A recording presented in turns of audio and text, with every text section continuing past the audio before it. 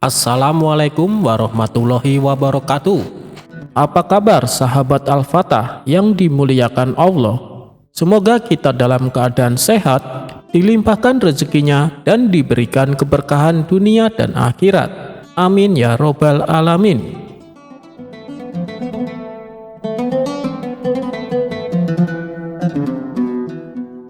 Dikisahkan, Baginda Raja baru saja membaca kitab tentang kehebatan Raja Sulaiman yang mampu memerintahkan para jin memindahkan singgasana Ratu Bilqis di dekat istananya. Ia tiba-tiba merasa tertarik. Hatinya mulai tergelitik untuk melakukan hal yang sama.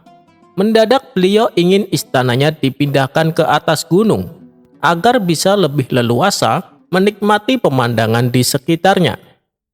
Dan bukankah hal itu tidak mustahil bila dilakukan karena ada Abu Nawas yang dikenal amat cerdik di negerinya.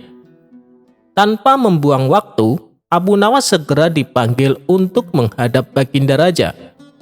Setelah Abu Nawas dihadapkan, Baginda Raja memerintahkan Abu Nawas untuk memindahkan istananya ke atas gunung.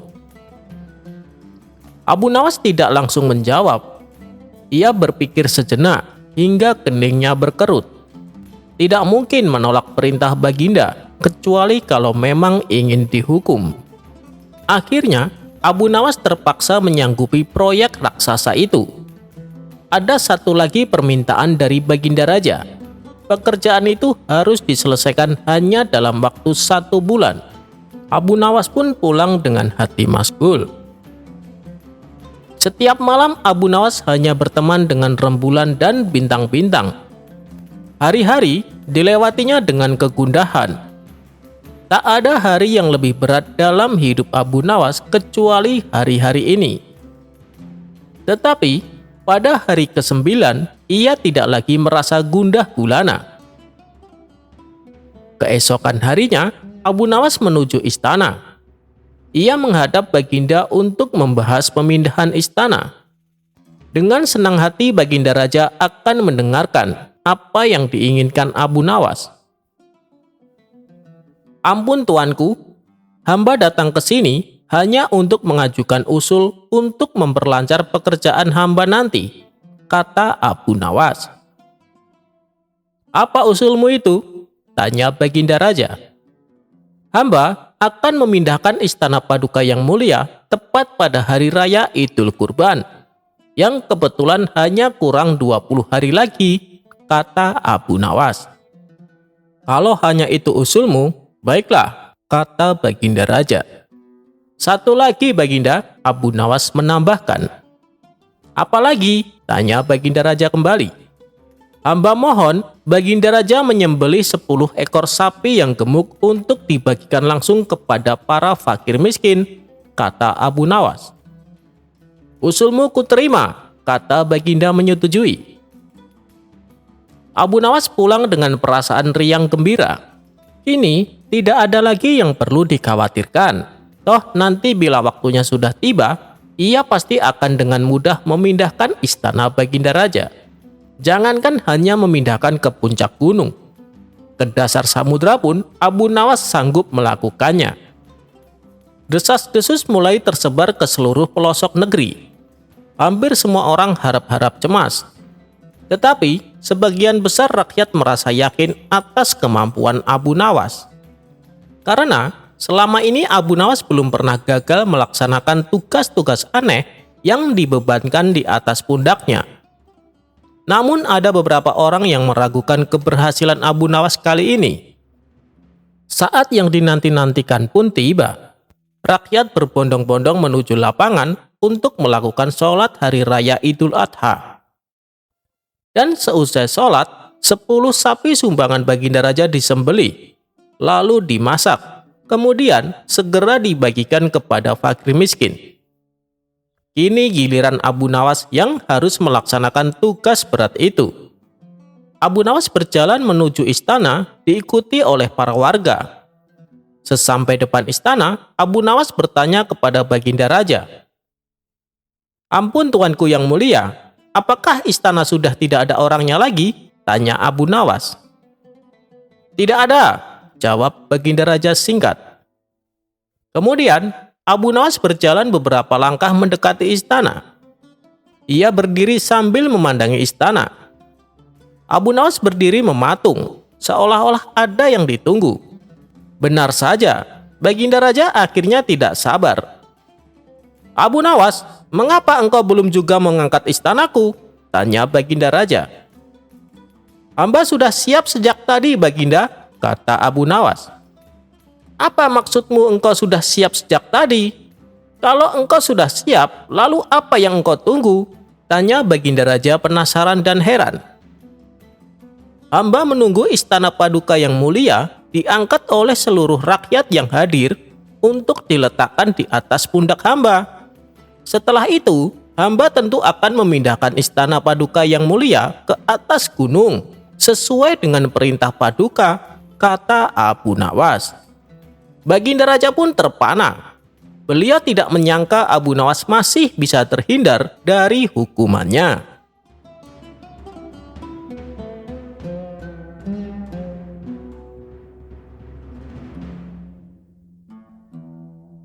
Abu Nawas memiliki banyak santri.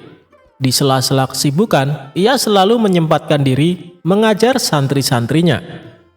Setiap hari ba'da sholat asar, para santri berangkat menuju rumah Abu Nawas dengan antusias. Ada seorang santri bernama Ahmad. Ia pendiam namun pintar. Sampai satu ketika, ada seseorang santri bertanya, "Kenapa Abu Nawas begitu perhatian kepada Ahmad?"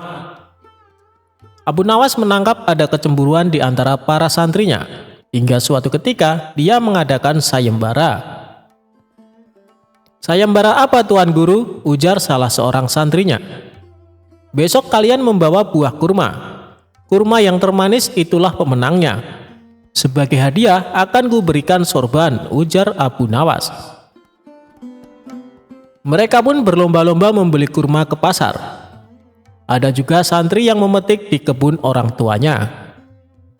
Ahmad sebagai anak yatim dan miskin hanya mempunyai 3 kurma di rumahnya. Saat dia jalan, dia melihat anak kecil menangis, lalu merasa iba dan menghampirinya. "Aku ingin makan buah kurma," kata anak kecil itu. Ahmad memberi 1 butir kurma kepada anak kecil itu. Di tangannya tersisa 2 butir kurma lagi. Namun di perjalanan dirinya bertemu Abu Nawas yang menyamar sebagai seorang pengemis yang lapar. "Aku lapar, berikanlah aku makanan," ujar pengemis itu. "Aku hanya ada 2 butir kurma, kek," kata Ahmad. "Berikanlah saya 1 butir dan satunya lagi untukmu," ujar pengemis tersebut. Ahmad pun memberikan 1 butir kurma. Ia lalu melanjutkan lagi perjalanannya. Sayangnya santri lain tidak ada yang memberikan kurma itu kala Abu Nawas menyamar sebagai pengemis di pinggir jalan. "Enak saja ingin kurma ini. Kurma ini aku beli dengan harga mahal tahu. Dan juga kurma ini untuk sayembara supaya aku memenangkannya," ujar salah seorang santri kepada kakek pengemis itu. Saat di rumah, Abu Nawas dan para santrinya memperlihatkan kurma-kurma terbaik yang dibawanya. "Ini adalah kurma terbaikku, pasti rasanya manis, dan akulah pemenangnya," ujar salah seorang santri. "Oh, belum tentu, pasti kurmakulah pemenangnya," ujar salah seorang santri menimpali lagi. Tiba-tiba Ahmad datang. Ia hanya membawa 1 kurma. Dirinya pun diejek. Ketika hendak membalikan badan untuk pulang, Ahmad dicegah oleh Abu Nawas. "Hei Ahmad, kesini. Jangan pulang dulu," tutur Abu Nawas. Abu Nawas pun bertanya, "Apakah mereka sudah membawa kurmanya?" "Sudah, Guru," ujar mereka serempak. Santri-santri pun meletakkan kurma tersebut satu persatu termasuk Ahmad. Ketika pengumuman tiba, Abu Nawas mengatakan bahwa pemenangnya adalah Ahmad. Mereka pun banyak yang protes. Kurma jelek dan hanya 1 butir bisa menang. Nah, Abu Nawas pun menceritakan bahwa ia menyamar menjadi pengemis ketika mereka di perjalanan. Lalu santri yang memberikan sedekah kurma hanya Ahmad saja. Memang buah milik kalian lebih bagus dan manis daripada milik Ahmad. Namun buah yang paling manis ialah kebajikan yang kita lakukan, terutama membantu orang yang kelaparan, ungkap Abu Nawas. Sekarang mereka paham kenapa Abu Nawas begitu memiliki perhatian lebih kepada Ahmad. Sebab Ahmad memiliki hati yang lapang untuk saling berbagi, meskipun dirinya sendiri sedang mengalami kesulitan.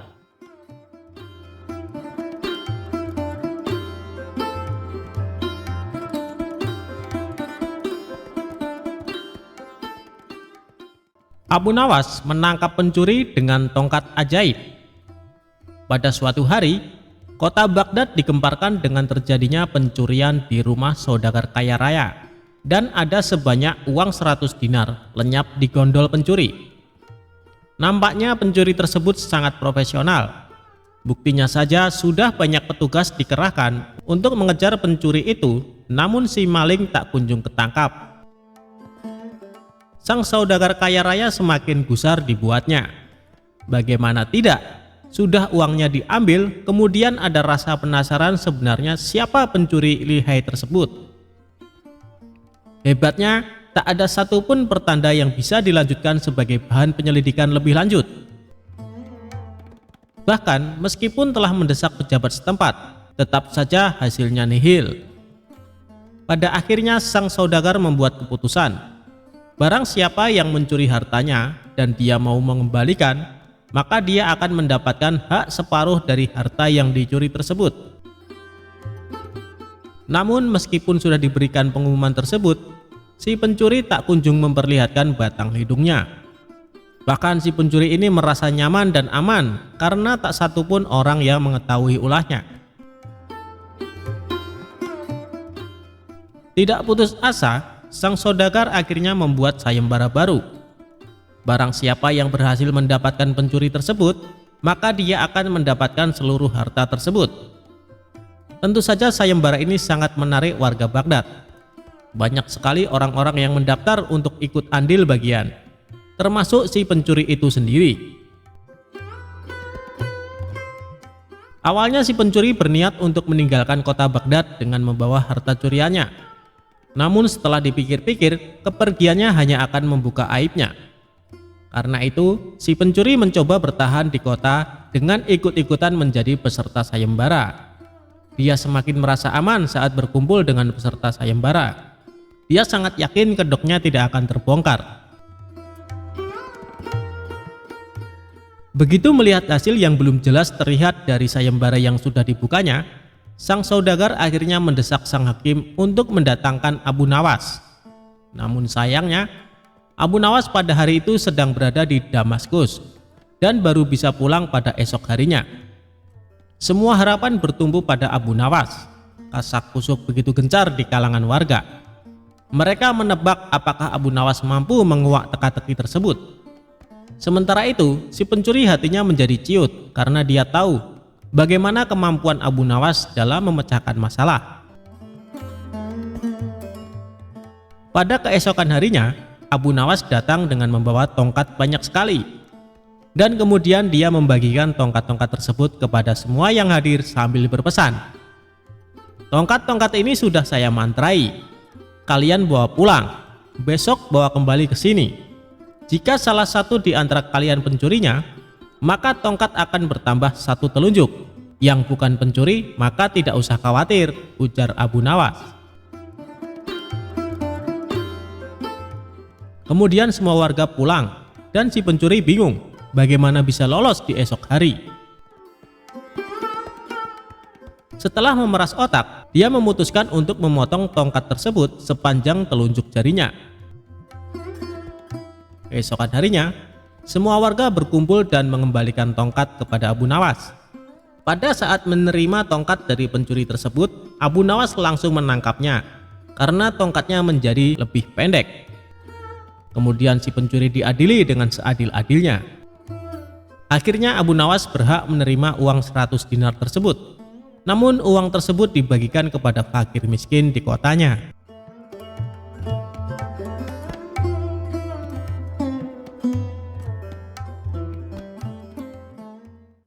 Abu Nawas jual arak. Sang raja jadi marah besar.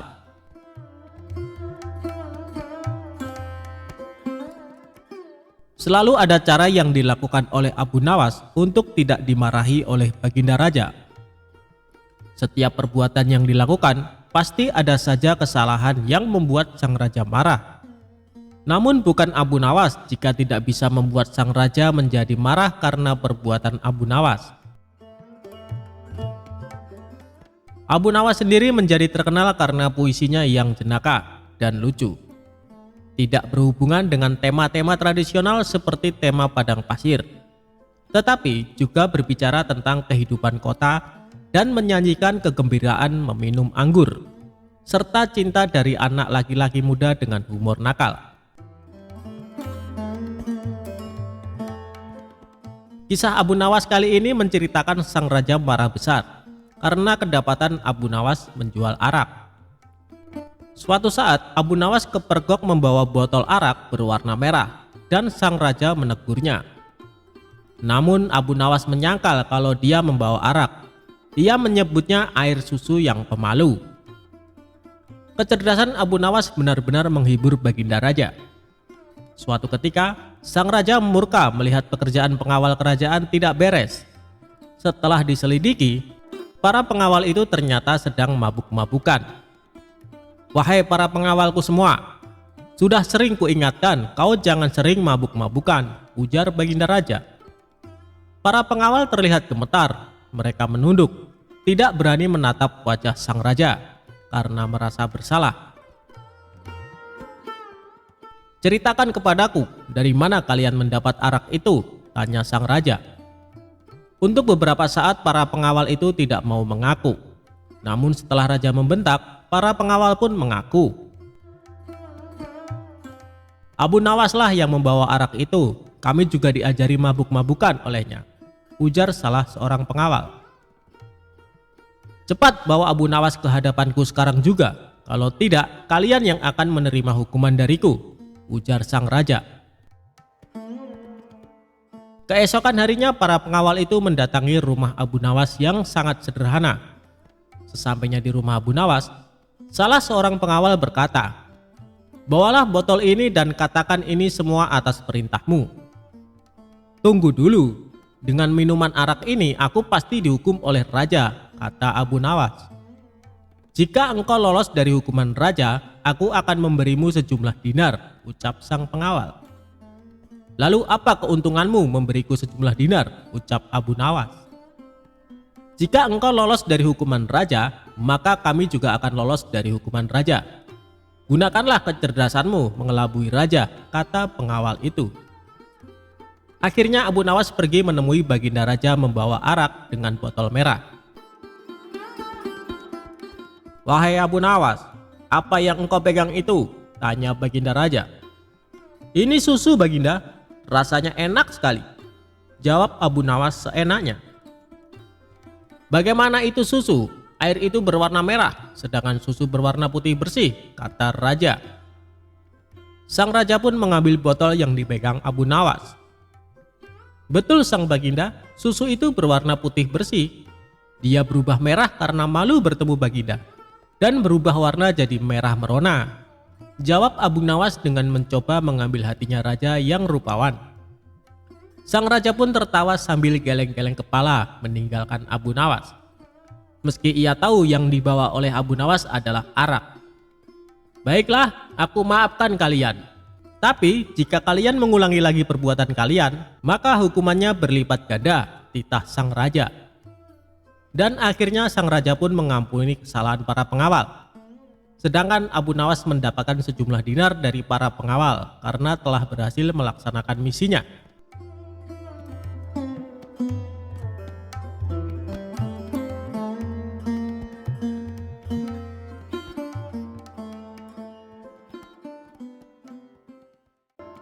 Ketika Abu Nawas disuruh khutbah Jumat. Abu Nawas adalah seorang penyair yang sangat cerdik dan pintar. Namun selain sebagai penyair, Abu Nawas juga dikenal sebagai mubalek di desa tempat tinggalnya. Oleh sebab itu, suatu ketika Abu Nawas diminta untuk menjadi imam ketika hendak sholat Jumat. Selain itu, pada waktu tersebut Abu Nawas juga diminta mengisi khutbah Jumat untuk memberikan ceramah keagamaan. Setelah mandi dan berpakaian rapi, Abu Nawas pun mulai melangkahkan kakinya menuju ke masjid. Ketika sampai di masjid, tidak lama kemudian terdengar suara azan. Tak lama berselang, datanglah masyarakat yang beragam Muslim dengan sangat ramai. Karena yang menjadi khotib kali ini adalah Abu Nawas, maka banyak sekali masyarakat Muslim yang datang ke masjid. Ceramah dan khutbah Abu Nawas sangat disenangi oleh masyarakat kala itu. Sebab dalam setiap ceramah keagamaan yang disampaikan oleh Abu Nawas sangat relevan terhadap isu-isu yang sedang berkembang. Akhirnya, waktu yang ditunggu para jamaah pun tiba. Abu Nawas naik ke mimbar dan segera memulai khutbahnya. Khutbah tersebut dimulai dengan salam dan berlanjut pada materi yang akan disampaikan oleh Abu Nawas. Namun, pada saat berkhutbah, Abu Nawas melihat para jamaahnya yang mengantuk bahkan sampai tertidur. Melihat hal itu, kemudian Abu Nawas berteriak, "Api, api, api!" dengan sangat keras. Hal tersebut sontak membuat para jamaah sangat terkejut dan berdiri mencari keberadaan api tersebut. Bahkan ada juga jamaah yang hanya saling pandang satu sama lainnya. Kemudian ada salah seorang jamaah yang menanyakan, "Di mana apinya?" kepada Abu Nawas. Walau ada jamaah yang berkata demikian, tapi Abu Nawas tetap melanjutkan khutbahnya. Kemudian keluarlah perkataan dari Abu Nawas, jika ada api yang dahsyat di neraka bagi mereka yang lalai dalam beribadah. Maksud dari teriakan api, api, api dari Abu Nawas adalah api neraka tersebut. Barang siapa yang lalai dalam beribadah, maka ia akan merasakan panasnya api neraka. Usai melakukan ceramah tentang api neraka, kemudian Abu Nawas menutup khutbahnya dengan lantunan doa-doa. Setelah itu, Abu Nawas memimpin sholat Jumat dengan khusyuk dan diikuti oleh para jamaah. Ketika salat, para jamaah masih teringat dan terngiang-ngiang dengan api neraka yang dikatakan oleh Abu Nawas dalam khutbahnya. Walau awalnya terkesan gagal dalam memberikan ceramah keagamaan karena banyak yang mengantuk dan tertidur, namun sesungguhnya Abu Nawas berhasil membuat para jamaah untuk selalu rajin beribadah. Sebab para jamaah selalu ingat dengan khutbah Abu Nawas, di mana saat itu ia mengatakan mereka yang malas beribadah akan merasakan panasnya api neraka.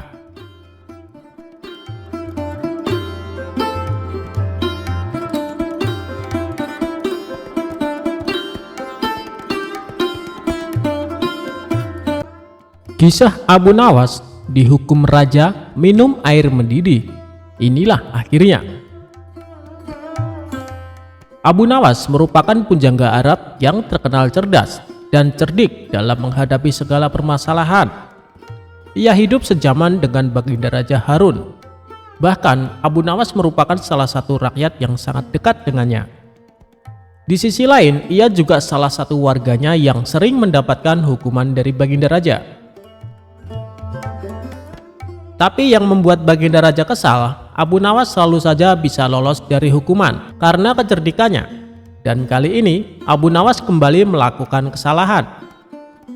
Abu Nawas ketahuan prajurit istana tengah menenggak minuman keras. Dengan cepat, para prajurit ini segera menangkap dan membawanya ke hadapan Baginda Raja. Abu Nawas, kelakuanmu masih saja tidak berubah.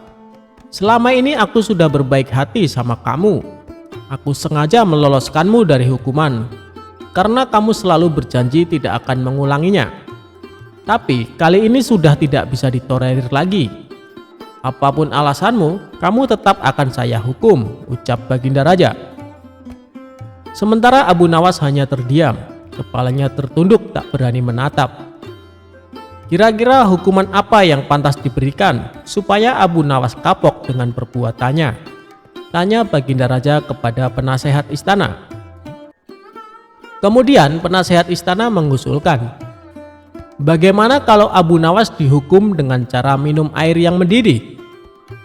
Ternyata usulan tersebut langsung diterima Baginda Raja. "Usulanmu bagus sekali, saya setuju denganmu," kata Baginda Raja. Seketika Abu Nawas langsung pucat. Tubuhnya menjadi gemetaran karena sama saja ia akan dihukum mati.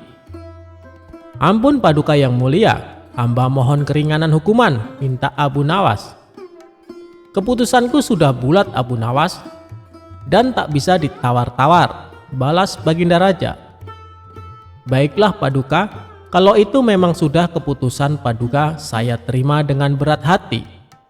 Tapi sebelum saya menjalani hukuman, izinkan saya menemui istri dan anak-anak saya untuk berpamitan," ujar Abu Nawas.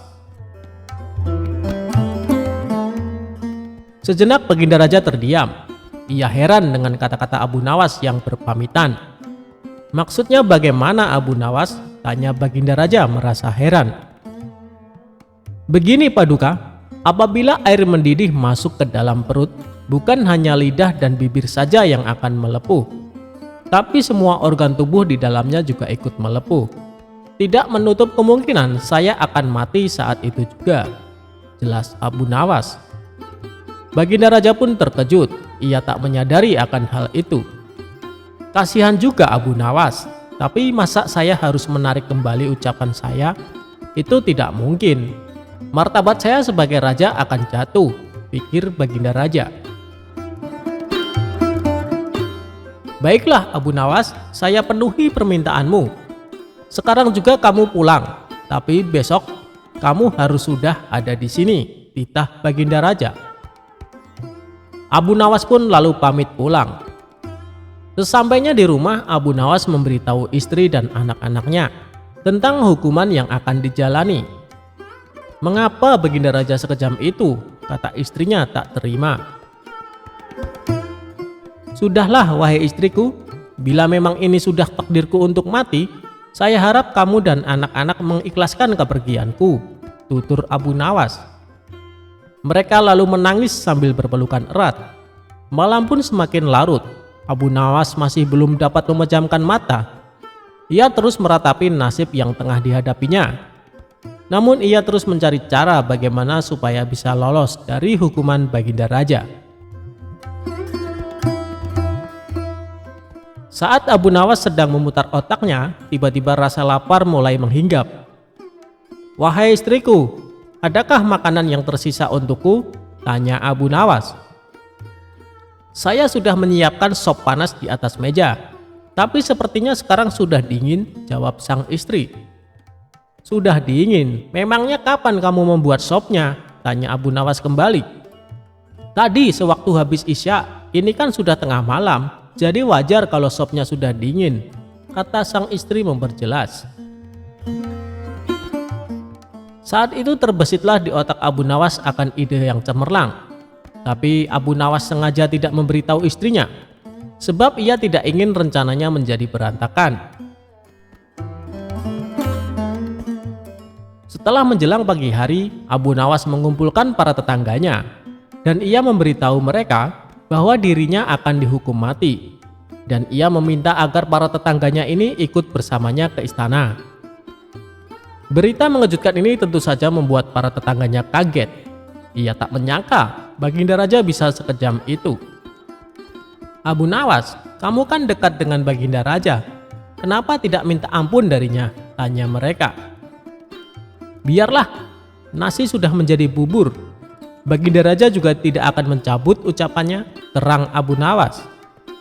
Maka berangkatlah Abu Nawas ke istana dengan didampingi keluarga dan para tetangganya. Melihat kedatangan Abu Nawas bersama orang banyak, Baginda Raja pun bertanya, "Hei Abu Nawas, kenapa kau bawa orang banyak sekali? Apakah kau hendak melawanku?" Dengan ekspresi wajah sedihnya, Abu Nawas menjawab, "Ampun Paduka, Paduka jangan salah paham.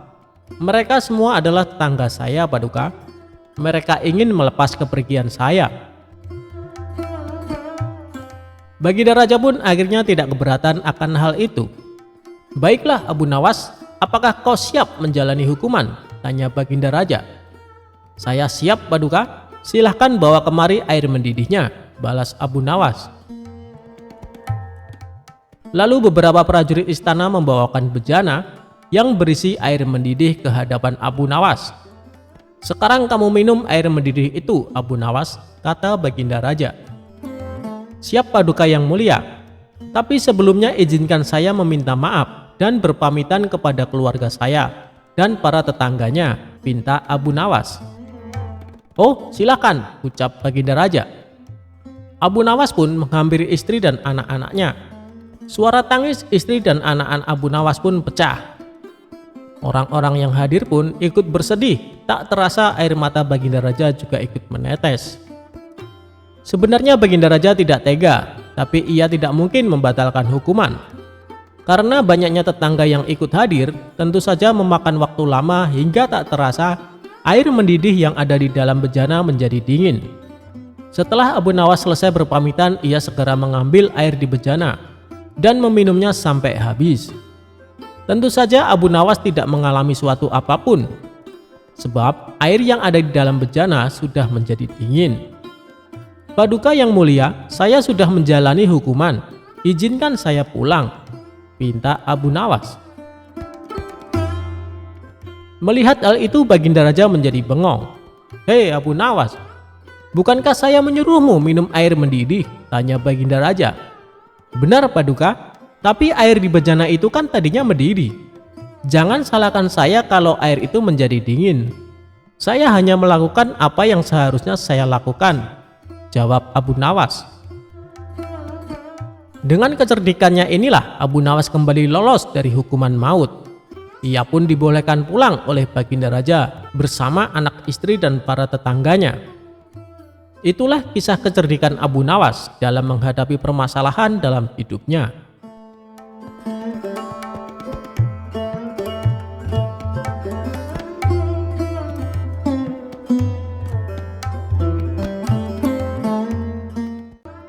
Abu Nawas menipu malaikat untuk menghindari pertanyaan kubur.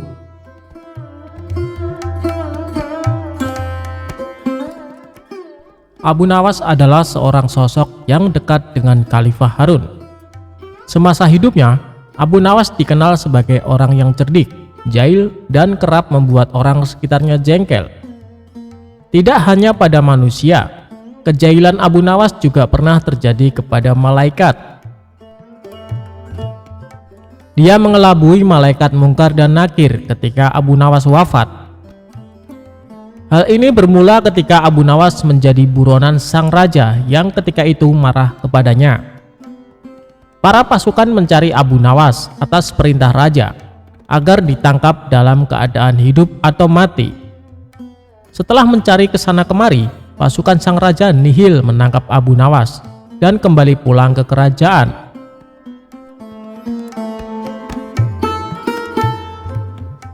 Mengetahui pencariannya berakhir, Abu Nawas pulang ke rumahnya untuk kemudian sholat 2 rakaat.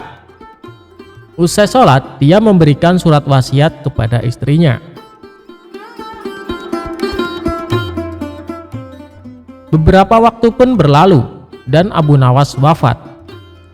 Dari situ, kisah Abu Nawas menipu malaikat pun dimulai.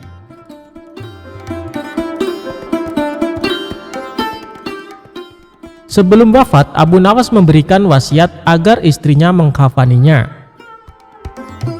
Alih-alih memintanya dengan yang baru, dia minta agar ketika wafat dipakaikan kain kafan usang, jelek atau lusuh. Kain kafan tersebut seolah-olah seperti kain kafan orang yang sudah lama meninggal. Berdasarkan kisah yang sudah turun-menurun, diceritakan kalau Abu Nawas pun sudah berada di alam kubur. Namun, kebingungan melanda malaikat Mungkar dan Nakir. Tugas malaikat tersebut adalah menanyakan atau menguji keyakinan orang yang sudah meninggal. Mereka bingung karena arwah tersebut menggunakan kain kafan kotor dan lusuh, tidak seperti orang yang baru meninggal.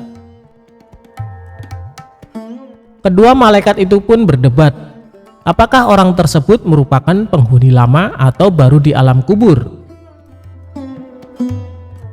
Setelah berdebat panjang, Kedua malaikat bersepakat untuk menanyakan keimanan arwah tersebut. "Man Rabbuka?" atau "Siapa Tuhanmu?" tanya malaikat mungkar. Mendengar pertanyaan itu, Abu Nawas sedikit ketakutan dan hening sesaat untuk kemudian menjawab pertanyaan malaikat. "Wahai malaikat, tidakkah kau tahu bahwa kain kafanku ini sudah lama? Bukan orang yang baru meninggal dunia," jawabnya. Mendengar jawaban itu, malaikat makin dibuat bingung dan terdiam. Mereka bingung dengan penampilan Abu Nawas yang lusuh, namun kondisi kuburannya masih terlihat baru. Perdebatan pun kembali terjadi sambil pandangannya tak lepas dari Abu Nawas. Pada akhirnya, malaikat mendapat suatu keputusan. Malaikat memutuskan kalau Abu Nawas adalah penghuni lama dan tidak menanyakan lebih lanjut. Kedua malaikat itu lantas pergi dan berpindah ke kuburan lain dan bertanya-tanya apakah mereka sedang dijahili. Konon, kisah Abu Nawas mengelabui malaikat itu meniru Umar bin Khattab yang dikisahkan berani membentak malaikat mungkar dan nangkir.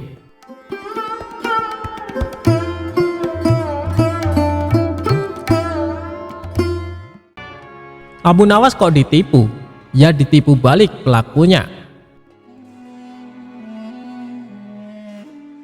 Suatu kali, Abu Nawas memutuskan menjual satu-satunya keledai yang biasa digunakan sebagai kendaraan karena dia sangat membutuhkan uang. Istrinya pun menyetujui rencana itu. Dalam perjalanannya ke pasar hewan, dia bertemu seseorang. Orang itu lantas menanyakan harga jual ternak yang disebutnya sebagai kambing. Berkerutlah kening Abu Nawas karena orang itu menyebut keledainya sebagai kambing. Abu Nawas menyanggah bahwa hewan yang dibawanya bukanlah kambing, tetapi keledai. Seseorang tadi lantas menantang Abu Nawas untuk segera menjual hewan itu di pasar. Abu Nawas tentu akan memperoleh harga yang amat murah menurutnya. Abu Nawas meneruskan perjalanannya. Dia tak terlalu menghiraukan seseorang yang baru bicara dengannya tadi. Tak lama berselang, ia bertemu seseorang lagi ketika dia sedang menunggangi keledainya. Dia menanyakan mengapa Abu Nawas menunggangi seekor kambing yang bukan merupakan hewan tunggangan. Abu Nawas tentu saja langsung menyangkal dan menyebut bahwa hewannya itu adalah keledai yang merupakan hewan kendaraan. Orang kedua yang bicara dengan Abu Nawas ini mempersilahkan Abu Nawas untuk menanyakan sendiri kepada orang-orang di pasar apakah hewannya itu kambing atau keledai. Kali ini Abu Nawas lagi-lagi tak ambil pusing soal kambing atau keledai. Abu Nawas berjalan lagi menuju ke pasar. Belum sampai di pasar, dia bertemu lagi dengan seseorang yang menyaksikan bahwa hewan yang dibawa itu merupakan keledai. Dia menanyakan kepada Abu Nawas, hendak kemanakah kambing itu dibawa? Abu Nawas jadi terperangah dan mulai ragu. Sudah 3 orang menyebut keledainya itu sebagai kambing. Orang ketiga ini terus meyakinkan bahwa hewan yang dibawa Abu Nawas merupakan kambing. Akhirnya di tangan orang keempat Abu Nawas menjual kambing itu dengan harga 3 dirham. Sesampainya di rumah, Abu Nawas mendapat omelan dari sang istri karena menjual keledai dengan harga sangat murah. Dia baru menyadari kalau dirinya baru saja kena tipu oleh kawanan orang yang telah bekerja sama.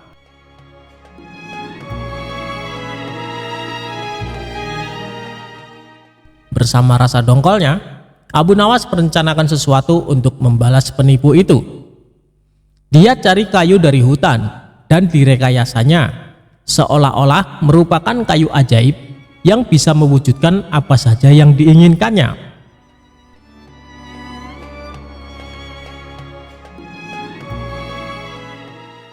Kesempatan pun tiba.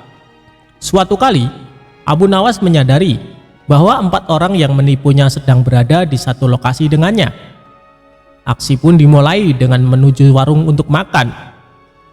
Usai makan, Abu Nawas yang merasa terus diperhatikan kawanan penipu tersebut menunjuk-nunjukkan tongkat kepada penjual dan langsung ngeloyor pergi tanpa membayar. Hal ini tentu membuat para penipu tertarik. mereka mendatangi Abu Nawas dan menawar untuk membeli tongkat sakti itu. "Kami bersedia membeli tongkat itu dengan harga tinggi," ujar salah satu dari mereka. "Berapa?" tanya Abu Nawas pura-pura tertarik. "100 dinar," kata mereka. "Mantap." Dengan berpura-pura berat hati, Abu Nawas melepas tongkat itu dengan harga 100 dinar. Wah, untung besar bagi Abu Nawas. Para penipu mencoba ke warung dan membayar makan dengan menunjuk-nunjuk tongkat ke arah si penjual. Namun sayang, keajaiban tongkat tak mempan. Ternyata, berdasarkan penjelasan si empunya warung, Abu Nawas bisa makan hanya dengan memainkan tongkat ajaib itu, karena sebelumnya dia telah meninggalkan sejumlah uang di warung itu. Abu Nawas kok dilawan? Hahaha.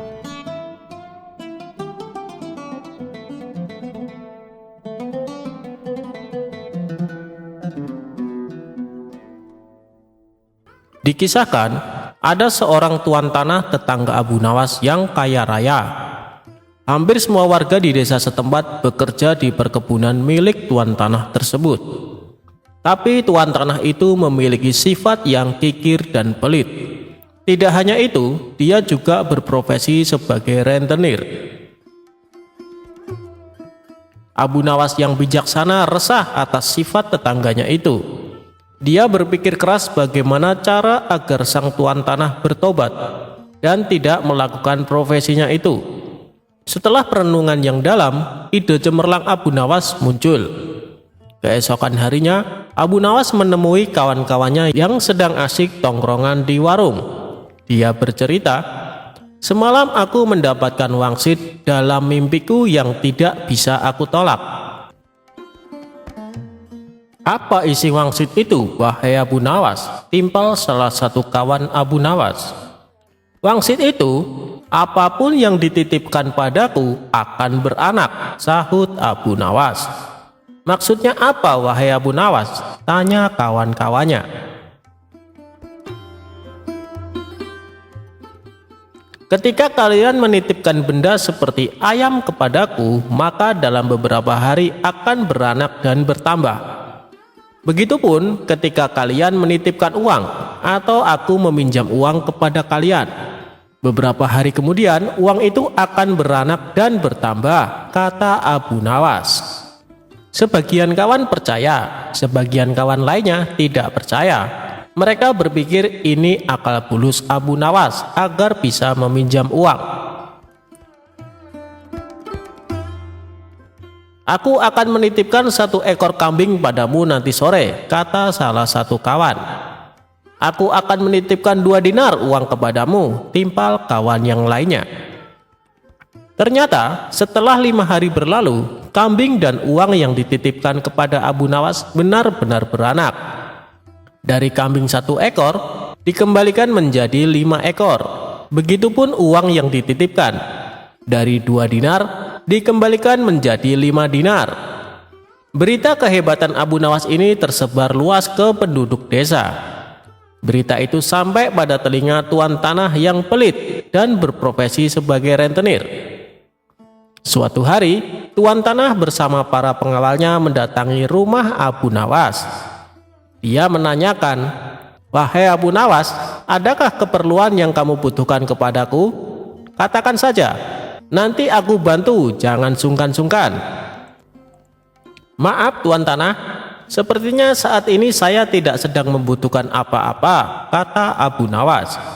"Baiklah, nanti kalau kamu perlu apa-apa, datanglah kepadaku, jangan sungkan-sungkan," timpal tuan tanah dengan senyum yang ramah. Kemudian berlalu meninggalkan Abu Nawas.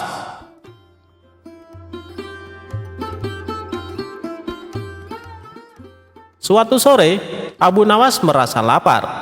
Dia sudah tidak mempunyai apapun di dalam rumah untuk dimakan. Kemudian dia teringat tuan tanah dan rencananya dulu. Abu Nawas langsung mendatangi rumah tuan tanah. Dia meminjam 3 butir telur untuk dimakan. 5 hari kemudian, Abu Nawas mengembalikan telur tersebut. Tuan tanah kaget ketika membuka bingkisan dari Abu Nawas. "Kenapa jadi 5 butir, wahai Abu Nawas?" Tanya tuan tanah pura-pura tidak tahu seraya tersenyum. Apakah tuan tidak tahu?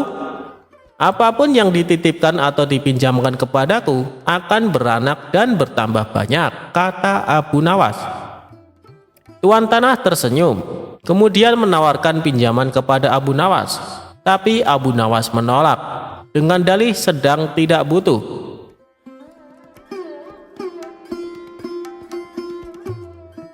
Beberapa hari kemudian, Abu Nawas kembali ke rumah tuan tanah.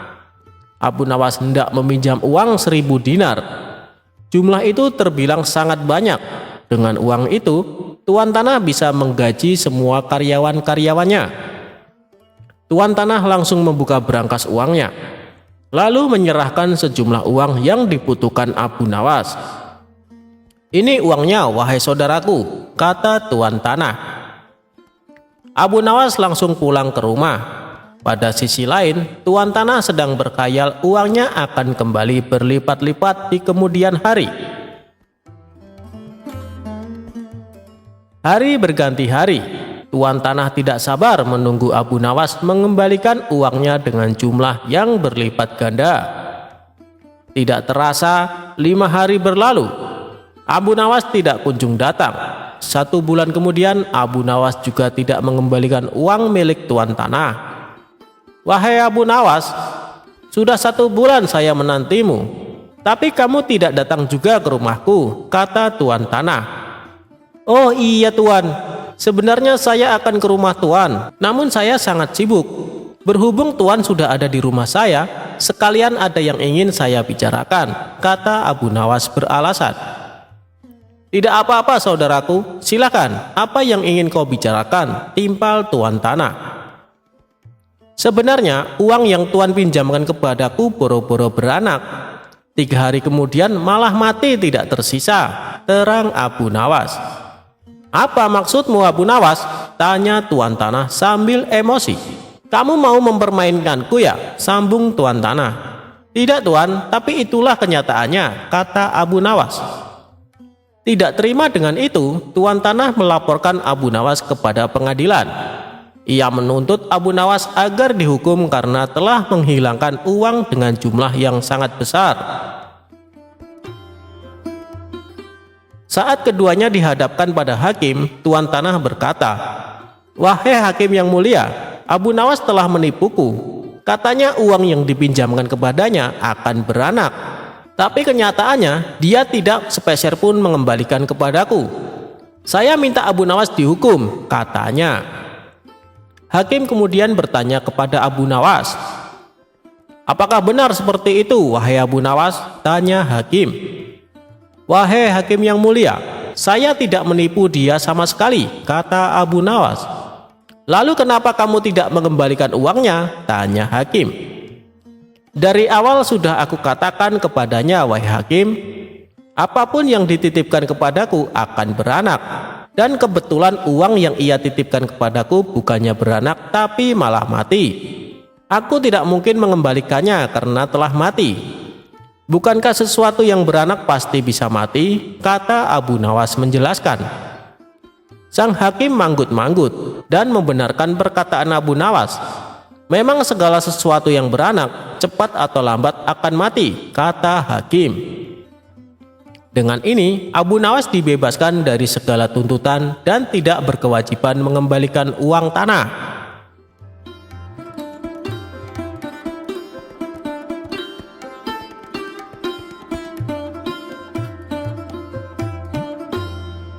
Tuan hakim mengaku kalah cerdas dengan Abu Nawas. Abu Nawas suatu hari sedang melihat-lihat kebunnya yang sudah lama tidak terurus. Ketika asyik di dalam kebun, tiba-tiba ada seseorang yang masuk. "Hei, ngapain kau masuk ke kebunku?" ujar seseorang lelaki yang dijuluki tuan tanah kepada Abu Nawas. Abu Nawas pun kaget dan langsung membantahnya. "Apa? Ini kebun milikku tahu, kau jangan mengaku-ngaku," ucapnya. Tapi si tuan tanah sangat kekeh. Dia mengatakan kebun tersebut miliknya. Begitu juga dengan Abu Nawas. Keributan pun tidak bisa dihindari Keduanya sama-sama tidak mau mengalah.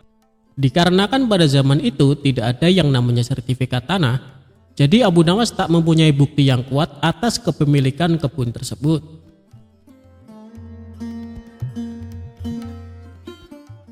Tidak ada jalan lain bagi Abu Nawas kecuali melapor kepada Baginda Raja. "Ayo kita adukan masalah ini kepada Baginda Raja," ucap Abu Nawas. Tantangan tersebut tidak membuat si tuan tanah mundur. Ia tetap meladeni permintaan Abu Nawas. Keduanya pun pergi ke istana untuk menghadap Baginda Raja.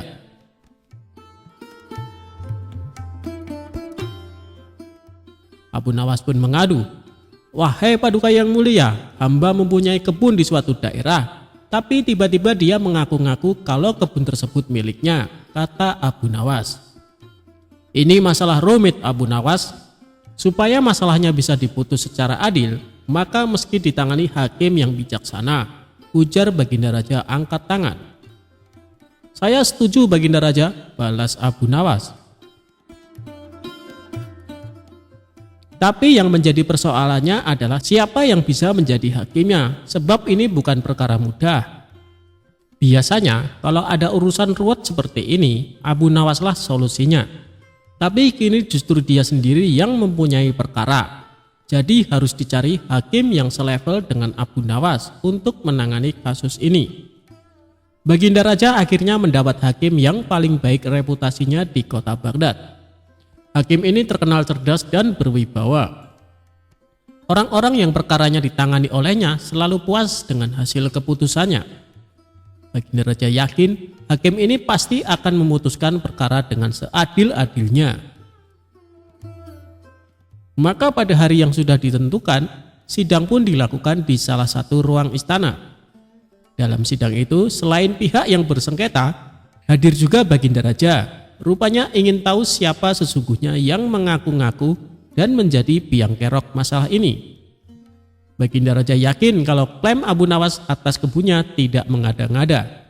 Tetapi sangat sulit bagi dirinya untuk begitu saja memenangkan Abu Nawas sebelum sidang dimulai.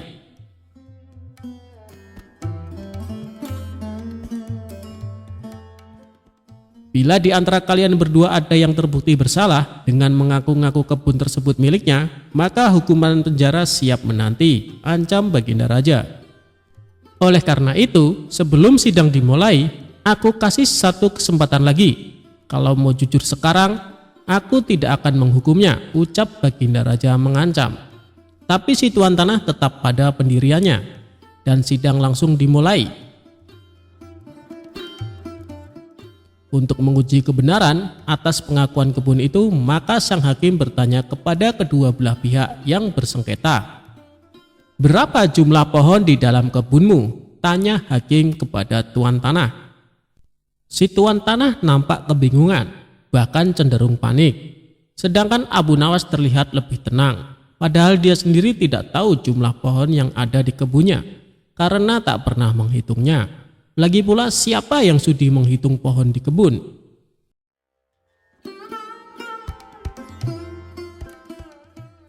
Setelah terdiam agak lama, hakim kembali berkata kepada si tuan tanah, "Bagaimana mungkin Anda mengaku kebun tersebut milik Anda sementara tidak mengetahui jumlah pohonnya?" Si tuan tanah hanya menunduk dalam-dalam. Ia tampaknya grogi berat.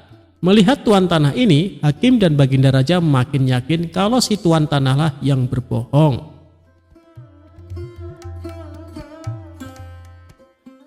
Kemudian pertanyaan tadi juga diajukan oleh hakim kepada Abu Nawas. "Sekarang giliranmu, Abu Nawas.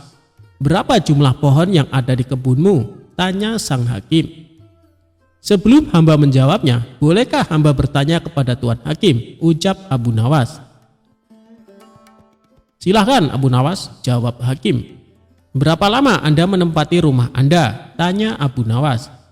"Kira-kira sejak beberapa tahun yang lalu." "Memangnya kenapa Abu Nawas?" tanya balik tuan hakim keheranan.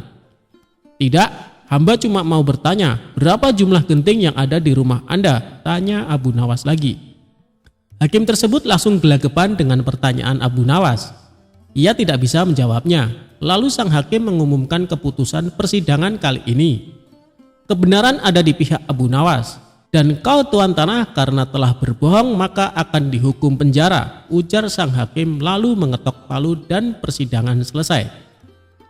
Bisa ditebak wajah pucat tuan tanah itu saat dirinya diseret ke penjara. Hakim yang terkenal adil dan bijaksana itu mengakui terkadang kecerdasan dan kejeniusan bisa patah oleh argumen. Saya belum pernah kalah kecuali dengan kau Abu Nawas, pungkas sang hakim mengakui kehebatan Abu Nawas.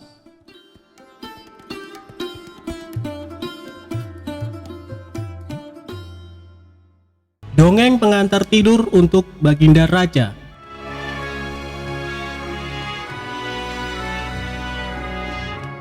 Pada suatu malam, Baginda Raja tidak bisa tidur. Meski sudah mencoba memejamkan mata, namun hasilnya tetap nihil dan ia tidak bisa tidur. Hingga pertengahan malam, akhirnya Baginda Raja memanggil salah seorang pengawal istana. Umumkan kepada seluruh rakyat kerajaan, barang siapa yang bisa membuat raja tertidur, maka akan diberikan 10 karung koin emas, kata raja. Penjaga istana bergegas memberi isyarat kepada bawahannya agar bergerak cepat. Sehabis sholat isya sampai waktu menunjukkan pada separuh malam, hujan gerimis belum juga berhenti. Tak lama berselang datanglah 2 orang peserta yang kebetulan pada malam itu tidak bisa tidur. Mendengar penjelasan dari pengawal istana, keduanya berminat mengikuti sayembara. Peserta pertama masuk ke dalam bilik kamar pribadi raja, serta menata posisi duduknya. Ia mulai dengan sebuah cerita. Dahulu kala ada pemuda durhaka bernama Sa'labah. Kelakuan kurang ajarnya mengiris hati orang tuanya sampai menjelang wafat ia sakaratul maut. Hingga berbulan-bulan doa Rasulullah pun tidak dikabulkan kecuali setelah dimaafkan dan diridhoi oleh kedua orang tuanya. Sampai cerita habis, Baginda Raja malah semakin sulit menguap lantaran menyimak alur cerita yang menyayat hati tersebut. Karena dianggap gagal, peserta pertama dipersilahkan pulang ke rumah. Saat bersamaan, peserta kedua memasuki ruangan. Peserta kedua lalu duduk bersila di kursi yang sudah disediakan pengawal istana. Dengan percaya diri, ia mulai mendongeng. Begitu cantik jelitanya, Ratu Balqis membuat siapapun kepincut termasuk para jin. Namun sayang, di balik kesempurnaan parasnya, Nabi Sulaiman alaihissalam mendengar tuduh bahwa terdapat kutil kecil di betis sebelah kirinya. Penasaran dengan betis mulus Ratu Balqis yang digosipkan ada kutilnya, Raja Harun al-Rasyid semakin sulit tidur. Dan untuk yang kedua kalinya peserta dipersilahkan kembali ke rumah. Pusing 7 keliling yang dialami para pengawal istana karena raja mereka tak kunjung bisa tidur. Di puncak kekesalan raja itulah Abu Nawas datang. Ia memberi hormat sambil menata posisi tempat duduknya. Setelah dipersilahkan, Abu Nawas mulai berkisah.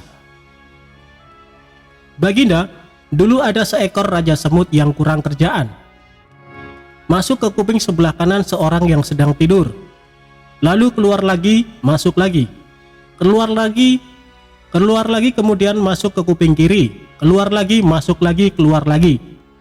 Abu Nawas mengulang cerita tersebut sampai beberapa menit kemudian. Agak kesal mendengar kisah yang dituturkan oleh Abu Nawas monoton dan tidak menarik, justru membuat raja menguap 2 kali. Kemudian raja memiringkan tubuhnya membelakangi Abu Nawas. Perlahan raja pun mulai mengatupkan kedua matanya dan tertidur. Keesokan harinya Abu Nawas masuk lagi ke istana dengan mengendarai kereta bendi. 10 karung diangkat ke dalam bendi satu persatu. Penjaga pintu istana geleng-geleng kepala ketika bendi keluar pintu gerbang. Terlihat Abu Nawas tidur pulas di atas tumpukan karung emas dengan suara mendengkur. Itulah kisah tentang Abu Nawas. Dari cerita ini kita bisa tahu bahwa Abu Nawas memang orang yang sangat luar biasa akalnya.